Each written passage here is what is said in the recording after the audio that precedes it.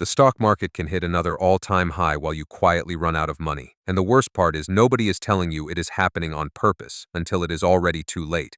You are watching the same movie rerun. Different actors, same plot. A system designed to sell safety to ordinary people while moving real risk into the shadows where it can never be priced correctly. This is not financial advice, this is financial education. And if you feel that your life is getting more expensive, your wages are not keeping up, and yet the headlines talk like everything is fine, that mismatch is the clue. In 2026, the clue is even louder because AI is destroying jobs while also making the rich look smarter on paper. Let us connect the dots with what happened before the last major crash and what is being built now, right under your nose. In 2026, you can feel the squeeze in small daily ways. Your rent rises again even though your salary did not. Your groceries went up so much that you stopped remembering the old prices. Your retirement plan looks healthy on a dashboard, but you also hear that Social Security is underfunded and many pensions are already living on borrowed time. Meanwhile, the Fed keeps adjusting interest rates based on inflation readings that sound calmer than your bank account. It is like they are measuring the weather in one part of the country while you are drowning in another. And here is the question you should be asking, the one people avoid because it is uncomfortable. What kind of financial machine can keep selling you safe assets when the real world is breaking your spending power? What kind of institution can keep the stock index rising while households are getting crushed by housing costs, insurance costs, and layoffs from AI automation? The answer is not magic. It is packaging. It is leverage. It is regulation drawn with a pen that only the powerful can read. And it is a willingness to shift risk away from the people who designed the risk in the first place. Now I am going to take you back to a real mechanism that helped create the 2028-style denial we lived through in the last cycle, even though the timeline will sound familiar. The story people remember is housing bubble. But the truth is uglier. Housing was not the bubble. Housing was the raw material. In the mid-2000 era, there was a man named Michael Burry. He worked like an accountant with anger. While other people treated rising house prices as a reason to get drunk, he treated rising house prices as evidence of fraud. In the spring of that era, he walked into a Wall Street bank with a proposal so aggressive it should have been laughed out of the building. He wanted to buy a bet that the bank would fail and that the U.S. housing market would collapse. The bank manager did not just reject him, he looked at him like he was insane. He basically said, "How can you bet against a place where everyone is making money? How can you short a machine that is feeding the wealthiest investors with cash every month?" Then Burry did not argue. He kept going. He expanded the bet across multiple firms, demanding massive size. People inside those buildings reportedly treated the deal like it was free money. After all, when prices only go up, risk feels like a myth. Years later, the world watched the financial system seize up. The bet paid. Not because Burry was lucky, but because he understood something most people never want to understand. When you build a profit engine on the assumption that everyone will keep paying forever, you are not investing. You are renting reality. And reality always has an expiration date. Now you might be thinking, that was then. We learned, we regulated, we improved the system. You have been told that story so many times that your brain now accepts it like background noise. But in 2026, you can see the mismatch between the story and the outcomes. The crash mechanics did not disappear. They changed costumes. They moved into new asset classes with new buzzwords. They became safer looking on reports while becoming more dangerous underneath. Because the core strategy stayed the same. Find a large pool of cash flows, break them into contracts, bundle them into something that looks like a stable asset, and then sell the final product to institutions that do not want to think too hard about the underlying defaults. During the last crisis, the raw pool was mortgages. Specifically, mortgages made to borrowers who were never going to qualify under normal standards, underwritten to perform in the short term, then cracked open when payments failed and house values stopped rising. In the new cycle, the raw pool is not just mortgages, it is data center leases, artificial intelligence infrastructure spending, high-priced computing capacity, and the financial derivatives that make those long-term promises feel investable. And here is where it gets truly nasty. You are not just hearing about this in financial podcasts, you are watching it in the real economy. When big AI companies expand, they need data centers. Data centers need power, they need cooling, they need chip infrastructure, they need racks, they need GPU supply chains. You and I see innovation and progress. They see a cost center that eats money before it produces profit. So what do? They do not want to put the big spending on their balance sheet, because if they do, investors will punish them with valuation pressure and debt concerns. The easiest way to avoid the headline "we are heavily indebted" is to borrow invisibly. That brings us to the mechanism that people keep repeating with new names: special purpose vehicles, or SPVs. Think of an SPV like a suitcase for risk. It is a legal structure built to hold a stream of payments and then issue financial claims backed by those payments. It can take leases and turn them into bonds. It can take future revenue promises and sell them today. In other words, it can turn expensive real-world commitments into a financial asset that looks like safety, even when the underlying economics are fragile. Let us make this concrete with a simple image. Imagine a company like Meta wants to build an AI data center. It could pay for it directly, but that would create big capital expenditure costs and show up as liabilities. Instead, it finds a financial engineering route. An intermediary, often part of what used to be called the shadow banking system, arranges financing through lease structures. The intermediary builds or funds the data center, then leases it long-term back to the AI company. The AI company signs the contract. It commits to paying rent-like payments for years. Now the intermediary asks investors for money. It sells bonds to institutions. It says the bonds are backed by lease payments from major corporations. And because those corporations have strong credit profiles, and because the intermediary can structure the deal in layers, the bond can receive ratings that make ordinary buyers comfortable. You are told, in effect, that the risk is minimal, because the lease payment is guaranteed by strong companies. The bond looks like a safe place to park money. But safety here is mostly a storytelling problem. The lease payment may be enforceable. The bond may have collateral. The SPV may be designed to prioritize payments. That is all true. Yet the real economic risk is not only about whether the contract can be collected. The real risk is about whether the economic assumption behind the lease remains rational when the technology shifts faster than humans want to admit, because AI infrastructure becomes obsolete at ridiculous speed. Chips and GPUs are not like buildings. A building might last decades, but the computing hardware inside a data center can become outdated in just a few years, sometimes less, as new architectures and performance per dollar improve. Picture the following micro-story. A 28-year-old software contractor named David loses his contract after a company decides an AI system can do the same work with fewer people. He starts looking for stability and hears that AI is a booming economy, so maybe his future will be secure. A few months later, his pension portfolio quietly adds more high-grade assets through a retirement manager. He does not see the details, he sees performance. Then a year passes. The data center costs did not decline. The lease obligations did not vanish, but the value of the leased equipment starts dropping faster than the payment schedule was priced for. And eventually, someone somewhere decides they would rather pay a penalty to renegotiate the lease than keep paying for capacity that is no longer the best use of money. That is when the bond market has to discover what the structure assumed and what it could not protect you against. Defaults do not always look like a borrower missing a mortgage payment. Sometimes defaults look like a renegotiation, a restructuring, or a liquidity freeze when refinancing becomes impossible. Now step back and connect it to 2026 reality. In 2026, rates have not returned to the zero world people got used to. The Fed can cut sometimes. It can pause. It can sound relieved when inflation falls from its peaks. But inflation damage does not reverse automatically. Your purchasing power still has scars. Many households are still carrying high-interest debt. And if you look at housing, it is worse. Housing prices did not just rise and fall, they detached from wages in places like the United States, the United Kingdom, Canada, and Australia.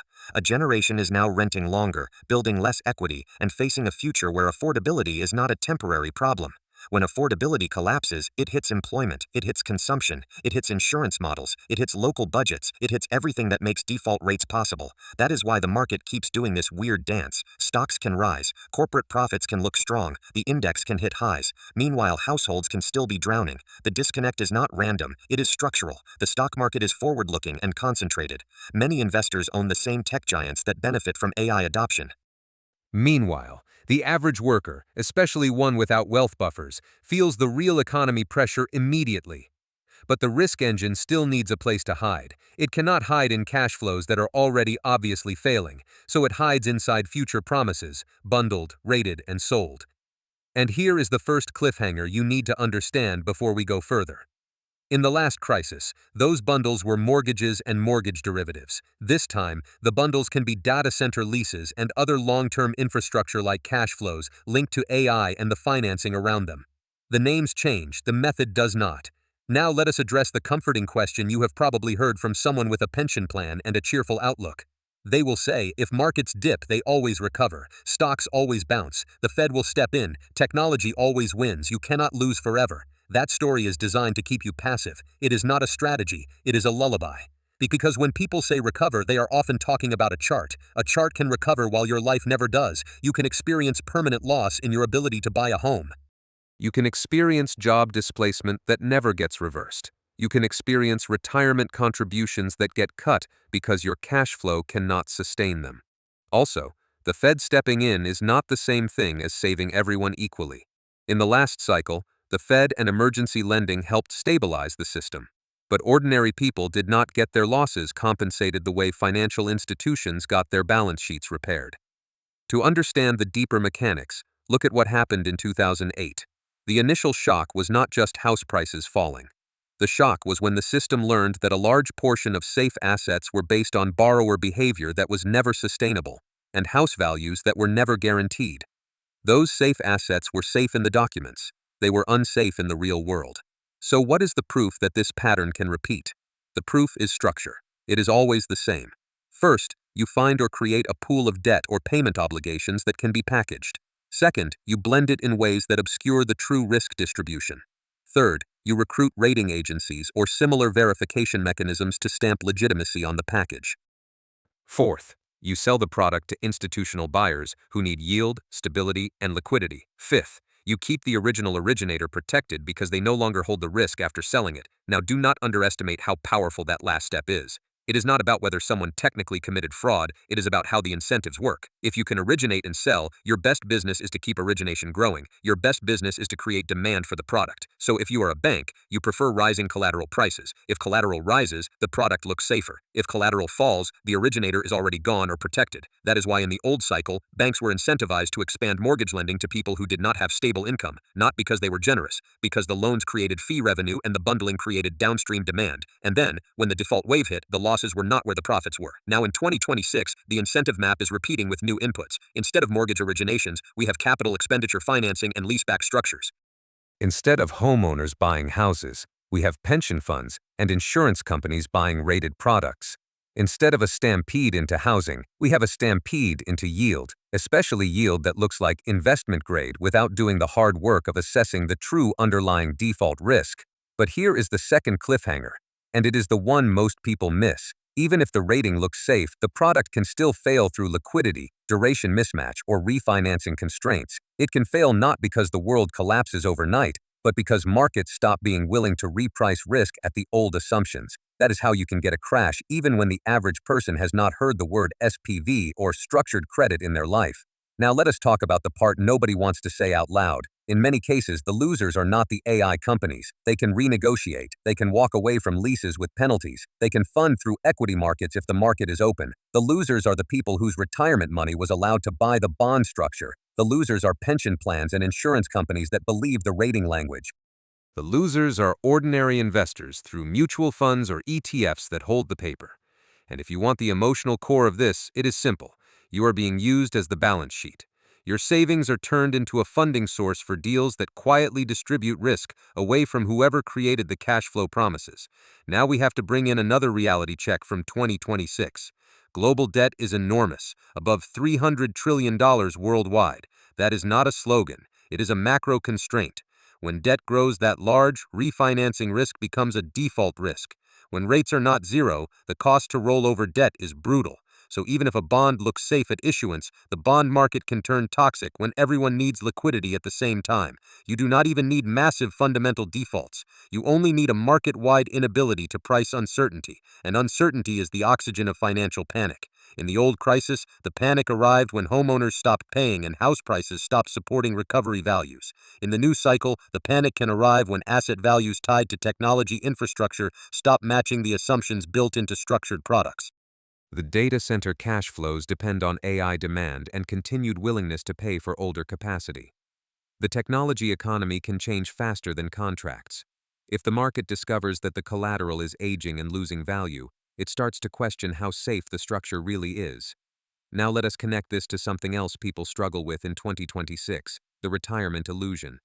Many workers think the system is a promise. They think if they work and contribute, their future income is guaranteed. They do not understand that retirement is now a market bet. Most pension funds and insurance portfolios adjust allocations based on capital market conditions. If the assets they hold suffer drawdowns or liquidity haircuts, the plan can change benefits, increase contributions, or delay payouts. Meanwhile, Social Security pressures increase as populations age.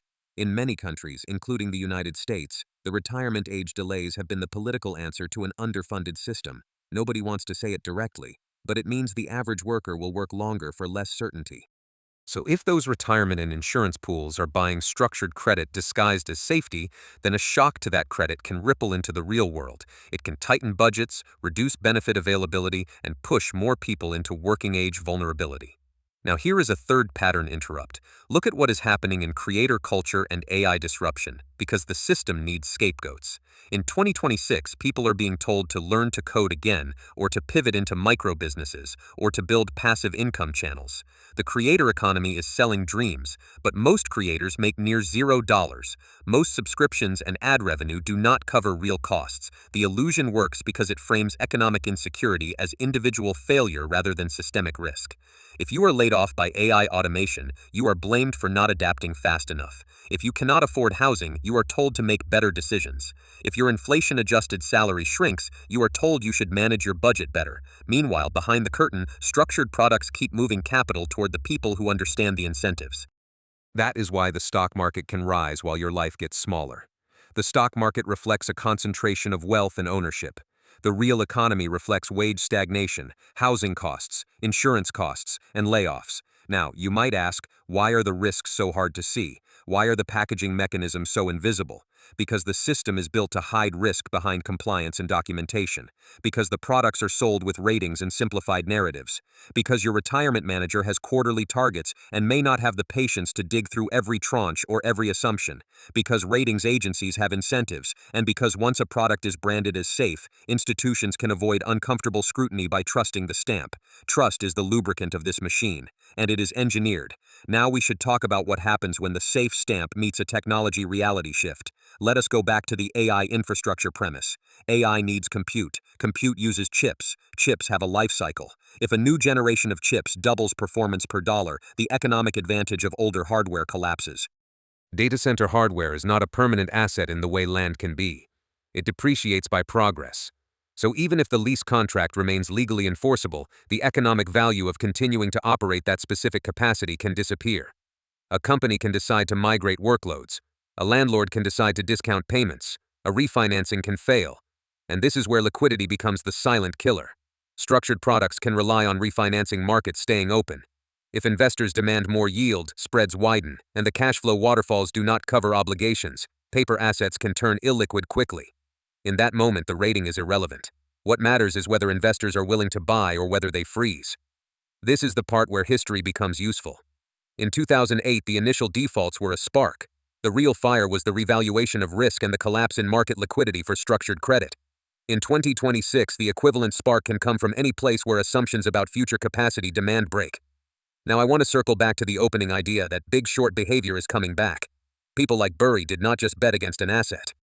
They bet against the narratives that kept markets calm. If similar actors are now looking at AI infrastructure financing and seeing the risk stacking underneath, it means they are noticing the mismatch between promises and underlying economics. They are noticing that the profit is not tied to sustainable value creation at the consumer level, but to financial engineering and capital market access. That leads to another painful truth. Many AI profits, especially in the early stages, are not profits in a cash sense. They are accounting profits, revenue estimates, and valuation